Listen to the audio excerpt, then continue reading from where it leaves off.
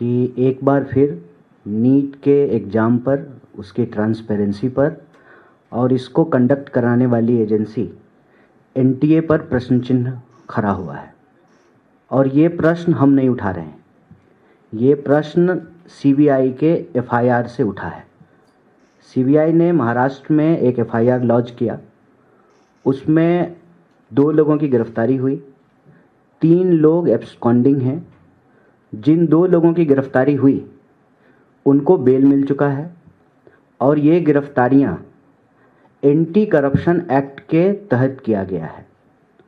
अब इससे 3 महत्वपूर्ण सवाल उत्पन्न होते हैं। पहला कि सीबीआई कह रही है कि इसमें एनटीए के कोई अधिकारी के संलिप्त होने की कोई संभावना नहीं है। प्रश्न यह है कि अगर कोई सरकारी अधिकारी संलिप्त नहीं है तो एंटी करप्शन के तहत एफआईआर क्यों किया गया है? अगर ये इंडिविजुअल क्राइम है तो फिर एंटी करप्शन एक्ट को क्यों इन्वोक किया गया है, उसका इस्तेमाल क्यों किया गया है? दूसरा, जब 3 लोग एब्सकॉन्डिंग हैं तो 2 लोगों को बेल कैसे मिल गई? और तीसरा कि जिस तरीके का डिटेल्स स्टूडेंट के पेरेंट्स ने दिया है, जो मीडिया रिपोर्ट में आई है, क्या ये संभव है कि बिना किसी बड़े अधिकारी की संलिप्तता का इतना बड़ा गड़बड़ी जो है एग्जाम के अंदर हो? यह जो पूरा का पूरा परिस्थिति है उसमें देशवासियों को सोचने की ज़रूरत है। अभिभावक बड़ी मुश्किल से अपना पेट काट करके अपने बच्चों को इस उम्मीद में पढ़ाते हैं कि एक दिन वो बच्चे अपनी प्रतिभा के दम पर सही जगह सही स्थान प्राप्त करके उनका और अपने परिवार का और अपने जीवन का भला करेंगे। लेकिन नतीजा क्या है? नतीजा ये है कि एक तरफ प्रधानमंत्री परीक्षा पर चर्चा करते हैं और देश की शायद ही कोई ऐसी परीक्षा हो जिस पर कोई प्रश्न चिन्ह नहीं खड़ा होता हो। कोई साल ऐसा नहीं बीतता है, कोई राज्य ऐसा नहीं है जहां पर प्रश्न पत्र लीक नहीं हो रहे हैं। सवाल ये है कि इस सरकार की प्राथमिकता क्या है? इस सरकार की प्राथमिकता केवल और केवल वीडियो बनाने की है। चाहे वो परीक्षा के नाम पे वीडियो बनाएं, चाहे कोई दुर्घटना हो जाए तब वीडियो बनाएं, उनको बस रील बनाने से मतलब है। इतना बड़ा सवाल खड़ा हो रहा है और हर साल नहीं, बहुत भारी मन से हम आपके बीच में आकर के ये बात रख रहे हैं। हम नहीं चाहते हैं कि हमारी देश की संस्थाओं पर कोई प्रश्न चिन्ह खड़ा हो। अथवा UP 4 year undergraduate programme जो है वो लागू हो गया, नए इंटेक हो गए, टीचर तो नहीं बढ़ाया गया, उल्टे जो तय सीटें थी डायरेक्ट प्रोफेसर की, असिस्टेंट प्रोफेसर की, उसको समाप्त कर दिया गया। तो जब देश की शिक्षा व्यवस्था की ये हालत हो, लगातार एजुकेशन बजट को कम किया जा रहा हो, एक भी परीक्षा जो है सही तरीके से कंडक्ट नहीं किया जा रहा हो, विश्वविद्यालयों की हालत खराब हो, तो जब क्लासरूम में टीचर नहीं है तो कैसे विश्वगुरु बनेंगे? रील बना करके, टिकटॉक पे वीडियो बना करके कैसे बनेंगे विश्वगुरु? जिस देश में डॉक्टर जैसा इतना शानदार प्रोफेशन है, कहते हैं कि धरती पर भगवान के रूप हैं डॉक्टर, उनकी परीक्षा ही अगर ठीक से नहीं ली जा रही है तो फिर हम अपने देश की शिक्षा व्यवस्था को और अपने देश के भविष्य को कहां पहुंचा रहे हैं? अगर हम सही तरीके से लोगों को पढ़ाएंगे नहीं, हमारे विश्वविद्यालय अच्छे नहीं होंगे, परीक्षाएं समय पे नहीं होगी, परीक्षाएं पारदर्शी तरीके से नहीं होगी, परीक्षा कंडक्ट कराने वाली एजेंसियों के ऊपर सवाल खड़े होंगे और एक एजेंसी के खिलाफ दूसरे एजेंसी ने एफआईआर किया है। कांग्रेस पार्टी ने एफआईआर नहीं किया है, सीबीआई ने एफआईआर किया।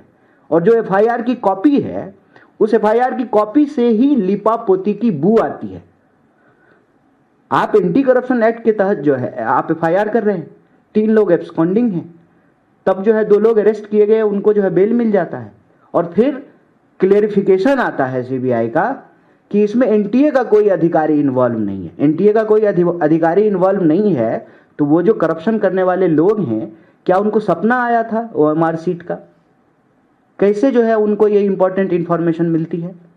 सीयूटी का एग्जाम होता है, सारा डेटा जो है स्टूडेंट्स जो उसमें अपीयर हुए हैं वो प्राइवेट कॉलेजेस के पास है, एक बार एग्जाम कंडक्ट हो जाएगा, रिजल्ट आ जाएगा, सबके घर पे जो है, सबके अभिभावकों के घर पे फोन आने शुरू होते हैं कि आ जाइए आप हमारे यहाँ एडमिशन ले लीजिए। जानबूझ करके जो पब्लिक फंडेड यूनिवर्सिटीज हैं उसके एडमिशन की प्रक्रिया को लेट कर दिया जाता है कि पहले प्राइवेट कॉलेज जो हैं उनके सीटें भर जाएं, फिर जो है पब्लिक फंडेड इंस्टीट्यूट्स में जो है एडमिशन प्रक्रिया शुरू होगी। तो ये एक बहुत बड़ा सवाल है।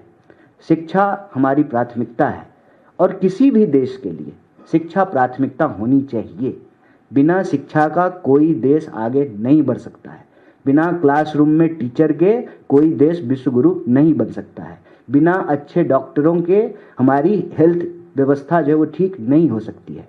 ये सारे गंभीर विषय हैं जिसको लेकर के हम आज ये प्रेस वार्ता कर रहे हैं और मुझे पूरी उम्मीद है अपने देश की मीडिया से, आप लोकतंत्र के प्रहरी हैं, आप इस गंभीर विषय को जरूर उठाएंगे और जो प्रश्न चिन्ह सीबीआई के एफआईआर से पैदा हुआ है वो आप हमारी बात को सरकार तक लेकर जाएंगे। बहुत बहुत धन्यवाद। लेकिन जो उनके कार्य प्रणाली है उनसे ये प्रश्न चिन्ह उठता है। कोई साल ऐसा नहीं है जब नीट को लेकर के विवाद नहीं होता है। पिछले साल भी इसी महीने में नीट को लेकर के विवाद हो रहा था। इस साल फिर जब रिजल्ट आया है तो जो है ये विवाद शुरू हो गया है। साल दर साल हर परीक्षा पे जब प्रश्न उठ रहे हैं तो सरकार क्या कर रही है? क्या प्रधानमंत्री की प्राथमिकता सिर्फ चर्चा करने की है या इस देश में परीक्षाएं ट्रांसपेरेंट तरीके से हों और विद्यार्थियों के मन में और उनके अभिभावकों के मन में कोई शक नहीं हो? अब बताइए, देश भर के विद्यार्थी और अभिभावक क्या सोचेंगे? उनके मन में ये आएगा ना कि क्या पता हमारा भी ओएमआर सीट बदल दिया गया, क्या पता हमारी सीट किसी और को बेच दी गई हो। और इतनी निराशा का ही नतीजा है कि 1 घंटे में 2 नौजवान आत्महत्या करने को विवश हैं इस देश में और सरकार बिल्कुल भी इस पर कान देने को तैयार नहीं है। एनटीए पे प्रश्न सिर्फ नीट के एग्जाम कंडक्ट कराने को लेके नहीं है। जैसा कि अध्यक्ष जी ने कहा, आप सीयूईटी की पूरी प्रक्रिया को देख लीजिए। 300 से ज़्यादा विश्वविद्यालय सीयूईटी के तहत एंट्रेंस प्रक्रिया को पूरा करते हैं। नतीजा ये है कि जिन यूनिवर्सिटीज़ के अपने ट्रांसपेरेंट इन हाउस प्रोसेस थे उस प्रोसेस को डिस्टर्ब कर दिया गया है और ये करने के लिए उनको मजबूर किया गया है कि आपको यूजीसी से ग्रांट तभी मिलेगा जब आप सीयूईटी के तहत जो है अपने यहाँ एडमिशन करवाएंगे। और दिल्ली विश्वविद्यालय जैसे प्रतिष्ठित विश्वविद्यालय को इससे समस्या ये हो रही है कि अभी कल एग्जाम खत्म हुआ है और फिर जो है जुलाई में नया सेशन शुरू हो जाएगा। एक ऑनर्स पेपर के लिए विद्यार्थी को 7 एग्जाम देना पड़ रहा है। जो एग्जाम दिल्ली यूनिवर्सिटी का मई में कंडक्ट हो जाता था, कंप्लीट हो जाता था, इस जून की तपती गर्मी में जो है उनको एग्जाम देना पड़ रहा है। और आप एग्जामिनेशन हॉल की स्थिति जाकर के देख लीजिए, पंखा नहीं है, कूलर नहीं है, एग्जाम देते देते विद्यार्थी बेहोश हो रहे हैं, फेंट हो रहे हैं। तो प्रश्न ये उठता है कि आपसे ना यूनिवर्सिटी चल रही है, ना जो है आप ट्रांसपेरेंट तरीके से एग्जाम ले रहे हैं, ना आप लोगों को रोजगार दे पा रहे हैं, ना जो है क्लासरूम में शिक्षक बहाल किए जा रहे हैं।